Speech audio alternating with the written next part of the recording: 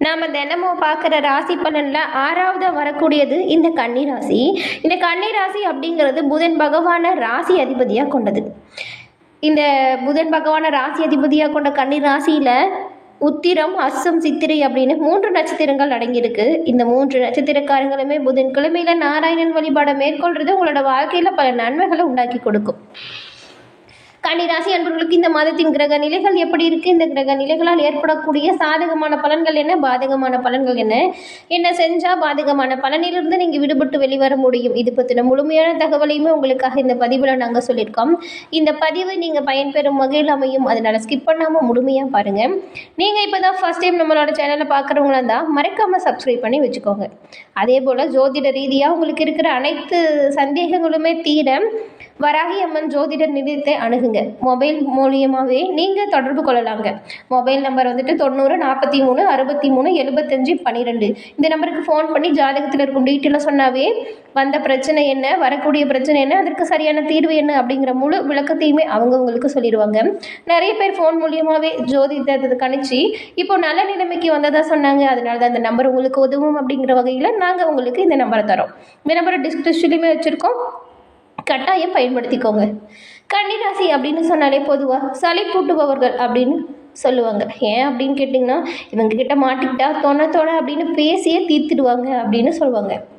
ஆனால் உண்மையிலேயே கன்னிராசிக்காரங்க எல்லா விஷயத்துலையுமே முழுமையாக சிந்தித்து செயல்படக்கூடியவங்களாக இருப்பாங்க. அவங்க அதிக சுதந்திரமானவங்களாகவும் எந்த ஒரு விஷயத்தையுமே அவங்களா முயற்சி செஞ்சு பார்க்கணும் அப்படின்னு நினைப்பாங்க. ஏன்னா இவங்களுக்கு இயல்பாகவே நிறைவான நபர்களாக இருப்பாங்க. செய்யும் வேலையை கச்சிதமாக செய்யக்கூடிய நபர்கள் இவங்க. எந்த ஒரு விஷயத்தையுமே முடிவெடுக்கிறதுக்கு முன்னாடி எல்லா கோணத்துலேயுமே அலசி ஆராய்ஞ்சி அந்த விஷயத்தை செஞ்சால் சரி வருமா அப்படிங்கிறத எல்லா கோணத்துலேயுமே தீர்க்கமாக ஆலோசனை செய்யக்கூடிய நபர்களாக இந்த கன்னிராசி அன்பர்கள் இருப்பாங்க. கன்னிராசிக்காரங்க கிட்ட பேச ஆரம்பித்தா பேசுகிற நபர் அவங்கக்கிட்ட இருக்கிற எல்லா உண்மையுமே சொல்லிடுவாங்க. அப்படி பேசுவாங்க இவங்க.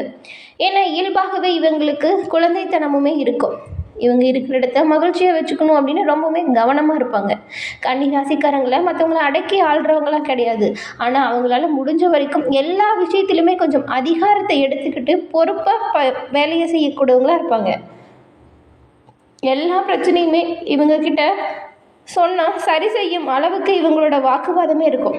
இவ்வளவு பல திறமைகள் இருக்கக்கூடிய இந்த கன்னிராசி அன்பர்கள் புதன்கிழமையில் நாராயணன் வழிபாட மேற்கொள்வது நன்மையை கொடுக்கும். வரக்கூடிய அனைத்து கஷ்டங்களும் நாராயணனால் உங்களை விட்டு விலகி செல்லும். உங்களுக்கு நாராயணன் பிடிக்கும் என்றாலும் ஓம் நமோ நாராயணா போற்றி அப்படிங்கிற மந்திரத்தை 3 முறை பதிவிடவும் செய்யுங்க. நாராயணன் அருளால் உங்களோட வாழ்க்கையில் நடக்கக்கூடிய அனைத்து விஷயங்களுமே நல்லது நடக்க வாழ்த்துக்களையும் இறைவனிடம் பிரார்த்தனையும் செஞ்சுக்கிறோம். அந்த வகையில் இந்த மாதத்தின் கிரக நிலைகள் எப்படி இருக்குது கன்னிராசி அன்பர்களுக்கு அப்படின்னு பார்த்தா, கன்னிராசியில் உள்ள உத்திரம் 2, 3, 4ஆம் பாதம், அஸ்தம், சித்திரை 1, 2ஆம் பாதம் கொண்டவங்களுக்கு கிரக நிலைகளை பொறுத்த வரைக்கும் ராசியில் கேதுவும், ரண ருண ரோகஸ்தானத்தில் சூரியனும் சந்திரனும் சனியும், கலஸ்ரஸ்தானத்தில் ராகுவும் சுக்கிரனும் புதனும், பாக்கிய ஸ்தானத்தில் குருவும், தொழில் ஸ்தானத்தில் செவ்வாயும் இந்த மாதிரி வலம் வராங்க.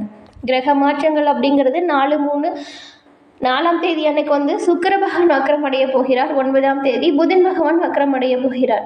14ஆம் தேதி அன்று சூரிய பகவான் ரணருண ரோகஸ்தானத்தில் இருந்து கலஸ்ரஸ்தானத்திற்கு மாற்றம் பெறப்போகிறார். 18ஆம் தேதி வக்ர நிலையில் இருக்கும் புதன் பகவான் கலஸ்ரஸ்தானத்தில் இருந்து ரணருண ரோகஸ்தானத்திற்கு மாற்றம் பெறப்போகிறார். அதே போல 30ஆம் தேதி புதன் பகவான் நிவர்த்தியும் அடைய போகிறார். இந்த கிரக நிலைகள், இந்த கிரக மாற்றங்கள் இந்த கன்னிராசி அன்பர்களுக்கு என்ன மாதிரியான பலனை கொடுக்கும் அப்படின்னு பார்த்தா, வாக்கு நாணயம் தவறாம உண்மைக்காக பாடுபடும் குணம் கொண்டவங்க இந்த கன்னிராசி அன்பர்கள். இப்படிப்பட்ட உங்களுக்கு இந்த மாதம் சுணங்கி கிடந்த காரியங்கள் அனைத்துமே வேகம் பெறுவது மட்டும் இல்லாமல் மனதில் புது புது திட்டங்கள் உருவாகும். நீங்கள் செய்ய முடியும்னு வெட்ட வேலையை இப்போ ரொம்பவுமே சுறுசுறுப்பாக செஞ்சு காட்ட போகிறீங்க. உங்களோட செயலை கண்டு எல்லோருமே ஆச்சரியப்பட போகிறாங்க. புதிய தொடர்புகளால் உங்களுக்கு இந்த மாதம் நன்மை உண்டாகும். வீண் பகை, மன சஞ்சலம், தேவையற்ற செலவு இது எல்லாமே உங்களை விட்டு அழகிடும். மன சஞ்சலம் தீரும், பகை தொல்லை தராமல் இருக்கும். வியாபாரம், தொழில் மூலம் உண்டாகும் செலவுகள் நிறைய இருந்திருக்கு இதுக்கு முன்னாடி. ஆனால் அந்த தேவையில்லாத செலவுகள் எல்லாமே குறைவதற்கான வாய்ப்பு இருக்குது. புதிய வாடிக்கையாளர்கள் கிடைப்பாங்க. ஆனால் அவங்கக்கிட்ட திறமையாக பேசி அவங்கள தக்க வச்சுக்கிறது உங்களோட திறமை. வியாபாரம், தொழில் போன்றவற்றை விரிவாக்கம் செய்ய புது திட்டங்களை பற்றி ஆலோசனை செய்வீங்க. உத்தியோகத்தில் இருக்கிறவங்களுக்கு பொருளாதாரம் சிறப்பான முன்னேற்றத்தை உண்டாக்கி கொடுக்கும். புதிய தொழிலில் முதலீடு செய்யும் பொழுது மட்டும் நீங்கள் என்ன பண்ணலாம் அப்படின்னு பார்த்தா கொஞ்சம் கவனத்தை செலுத்துறது நல்லதாக இருக்கும். குடும்பத்தில் இருக்கிறவங்க கிட்ட திடீர் கருத்து வேறுபை ஏற்பட்டு நீங்கும். வீண் விவாதங்களை தவிர்ப்பது முடிஞ்ச வரைக்குமே உங்களுக்கு நன்மையை கொடுக்கும். கவனமாக இருங்க. தேவையில்லாத வாக்குவாதத்தை தவிர்த்திடுங்க. கோபப்படுறதையுமே கொஞ்சம் குறைச்சிக்கோங்க. இல்லைன்னா குடும்பத்தில் இருக்கிற ஒற்றுமையான சூழ்நிலை குலையலாம், சந்தோஷம் கொஞ்சம் குலையும். அதனால தான் கவனமாகவும் எச்சரிக்கையாகவும் செயல்படுங்க. அதே போல் வீண் வாக்குவாதத்தை முற்றிலும் தவிர்த்திடுங்க. குழந்தைகளுடைய முன்னேற்றத்தில் ஆர்வம் காட்டுறது நல்லதாக இருக்கும். நெருங்கிய நண்பர்கள், உறவினர்கள் கூறும் கருத்துக்களுக்கு எதிர்த்து பேசுறது, அதை விட்டுட்டு கொஞ்சம் நிதானமாக உங்களோட கருத்தை சொல்கிறது நல்லது. பெண்களுக்கு கடன் பிரச்சனைகள் குறையும். புதிய எண்ணங்கள் உண்டாகும். புது நபர்களின் நட்பு கிடைக்கலாம். கலைத்துறையில் இருக்கிறவங்களுக்கு இதுவரைக்கும் இருந்து வந்த பிரச்சனைகள் காணாமல் போகும். அதாவது உங்களுக்கு காரிய அனுகூலம் உண்டாகும். மனதில் ஏதாவது ஒரு கவலை இருக்கிற மாதிரி தான் இருக்கும்.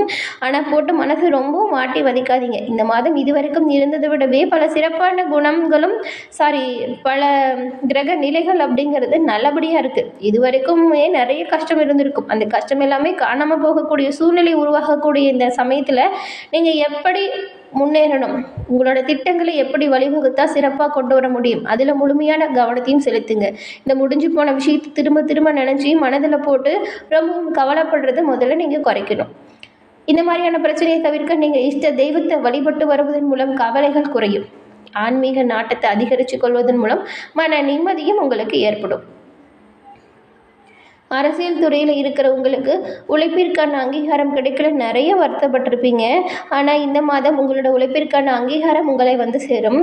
மனதிற்கு சந்தோஷமான காரியங்கள் சில நடக்கும். உங்களோட ஒவ்வொரு சிறப்பான செயல்களின் மூலம் நல்ல ஒரு லாபத்தை பெற போகிறீங்க. பணி ஆட்களின் ஒத்துழைப்பு கிடைக்கும். புகழ் உண்டாகும். பங்குதாரர்கள் மூலம் சில தொந்தரவுகள் ஏற்பட்டாலுமே மாணவர்கள் கொஞ்சம் வீண் விவாதங்களை தவிர்க்கிறதும் நல்லது. பங்குதாரர்கள் தொந்தரவு கொடுக்கும் பொழுதே கொஞ்சம் அனுசரணையை விட்டு கொடுத்து போகணும். மாணவர்கள் வீண் விவாதத்தை தவிர்த்து கூடுதல் நேரம் ஒதுக்கி பாடங்களை படிக்கிறது உங்களோட முன்னேற்றத்திற்கு சிறந்த வழி வகுக்கும். உத்திரம் 2, 3ஆம் பாதம் கொண்ட நபர்களுக்கு சற்று ஏற்ற இறக்கமான பலன்கள் இந்த மாதம் உங்களுக்கு உண்டாகும். கூட்டு தொழிலில் வியாபாரம் செய்கிறவங்களா இருந்தால் எதிர்பார்த்த லாபத்தை விட குறைவாக கொஞ்சம் இருக்கும். அதனால் வருத்தப்படாதீங்க. ஆனால் உங்களோட செயல்கள் சிறப்பாக இருந்தால் பலன்களையும் நீங்கள் சிறப்பாக பெற முடியும். உடல் ஆரோக்கியத்தில் அவ்வப்போது சின்ன சின்ன பாதிப்புகள் தோன்றினாலுமே பெரிய கெடுதிகள் எதுவும் ஏற்படாது. அதனால் உடல் ஆரோக்கியத்தில் கொஞ்சம் கவனமாக இருங்க. பெருசாக கவலைப்பட தேவையில்லை. எல்லாம் இருந்துமே அனுபவிக்க முடியாத சுக வாழ்வு, சொகுசு வாழ்வில் கொஞ்சம் கவனமாக தான் இருக்கணும்.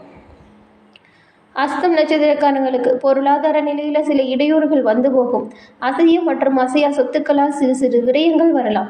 வீடு, மனை, வண்டி, வாகனங்கள் போன்ற சுப செலவுகள் இந்த மாதம் உங்களுக்கு உண்டாகும்.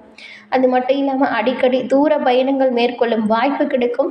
இந்த பயணம் மேற்கொள்ளும் பொழுதுமே கவனமாக வண்டி வாகனத்தை செலுத்தணும். நீங்கள் கொண்டு போகிற பொருட்கள் மீதுமே கவனமாக இருக்கணும். அதன் பிறகு சித்திரை 1, 2ஆம் பாதம் கொண்டவங்களுக்கு சற்று அலைச்சல்கள், நெருக்கடிகள் இது எல்லாமே இருக்கும். உங்களோட ஒவ்வொரு விஷயத்திலையுமே நீங்கள் கவனமாக செயல்பட்டால் இந்த நெருக்கடிகளை தவிர்க்க முடியும். சுப காரியங்களுக்கான முயற்சிகள் ஒரு சில தடைகளுக்கு பின் வெற்றியை உங்களுக்கு உண்டாக்கி கொடுக்கும்.